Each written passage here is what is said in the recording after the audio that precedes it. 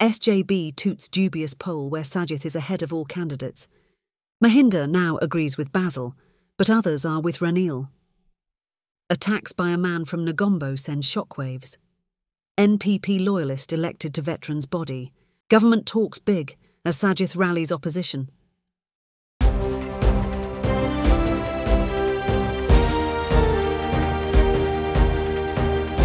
The leader, දේශයට මග කියන ප්‍රවෘත්ති පෙළගැස්ම. SJB toots dubious poll where Sajith is ahead of all candidates. With a presidential election due soon, opinion polls have been thriving for the past few months. All favoured Anura Kumara Dissanayake and his National People's Power to be in the driving seat. One was conducted by the Institute for Health Policy, which has nothing to do with party politics and specialises in the field its name suggests. By December 2023, according to its results, the NPP was tipped to get 39%, SJB 27%, and the balance shared by other parties. One outcome following that was the creation of a belief that the SJB and the UNP should unite to defeat the NPP. Consequently, the UNP started baiting SJB parliamentarians. Just another opinion poll was out days ago, with the claim that the Sajith's SJB was leading with 39%.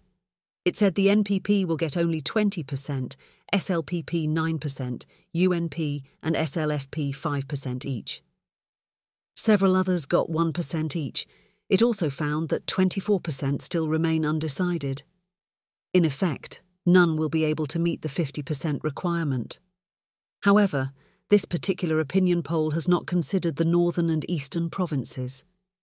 Leaving the north aside, the east is under Rauf Hakim and Ridhad Bathayuddin, both of whom are now with Sajith. The opinion poll implies that with those two provinces, Sajith could easily get more than 50%. Pro-SJB social media comments claim it had been conducted at provincial, district levels, included both men, women, youths, elderly, and taken more than 4,800 samples. Unlike all previous opinion polls which clearly stated who carried it out, this one, however, is without one. Rumours say it had been conducted by a firm owned by a SJB lawmaker. From the government camp too, one will soon be out with a claim that President Wickremesinghe is ahead of others. This shows that the politicians are trying this time to succeed with opinion polls. Mahinda now agrees with Basil, but others are with Ranil. Conflicting sentiments continue in the SLPP over which election should be held first. Basil Rajapaksa and his followers want it to be the parliamentary polls, saying that will give them some mileage. Now, it seems Mahinda Rajapaksa has changed his previous stand and is siding with Basil's opinion. Holding the general election first and then going for presidential elections is more gainful, he told Irida Deshaya. He added, the party should discuss and take a final decision. However, SLPP cabinet ministers such as Prasanna Ranataunga and Kanchana Wijasekara say it would be easier to face a presidential election. Anyway, some in the SLPP are on the fence, unable to decide yet.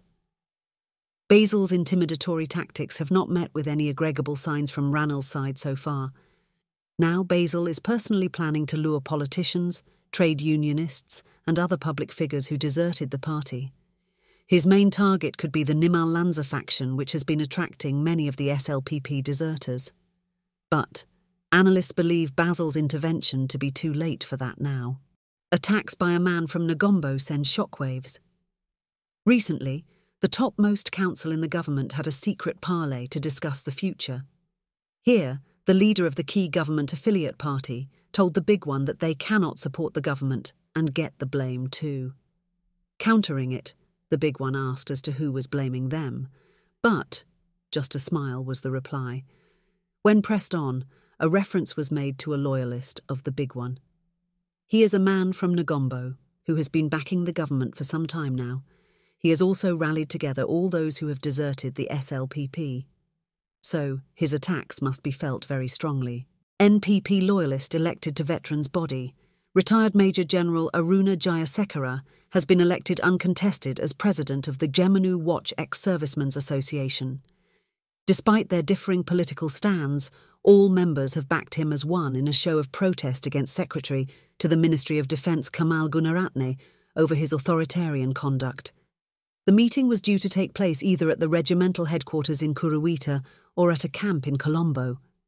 With Gunaratne declaring all army camps out of bound for Jayasekara, it finally took place at the Colombo New Town Hall on the 16th.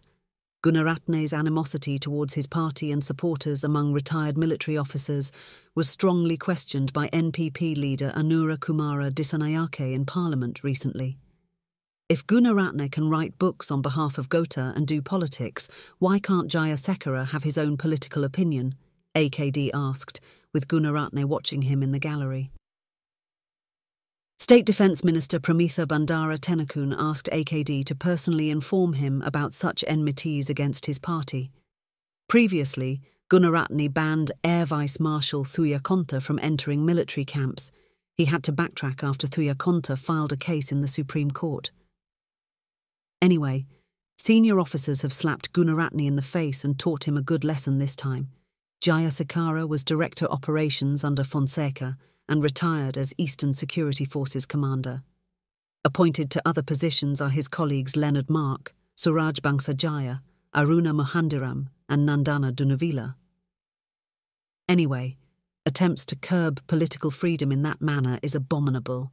Such will inconvenience the government hierarchy. So they should keep a tab on what those secretarial fellows do. Government talks big as Sajith rallies opposition. Boastful talk about SJB MPs crossing over to the government looks not to be happening.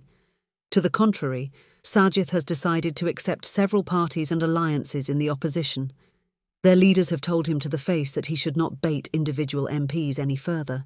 Even Dylan Pereira says all 13 members of the alliance led by Dulles Alahaparuma could have been with the SJB if not for Sajith making a move to accept GL Piris and Nalaka Godahewa. Anyhow, the aim is to accept all alliances to unite with the SJB soon after an election is announced. Sajith has already met with several party leaders to discuss that. Dayasiri is unveiling his alliance on the 20th. He says 18 parties and 30 trade unions and civil society groups are with him. His alliance plans to support the party of its choosing at the presidential polls, he says. Some question if he will subsequently ally with Sajith. That is the likelihood. But politics is ever-changing and unpredictable. Presently, the tempo is up with politicians. That is not bad because after the election, it is the people who will have to endure everything. That's it for today.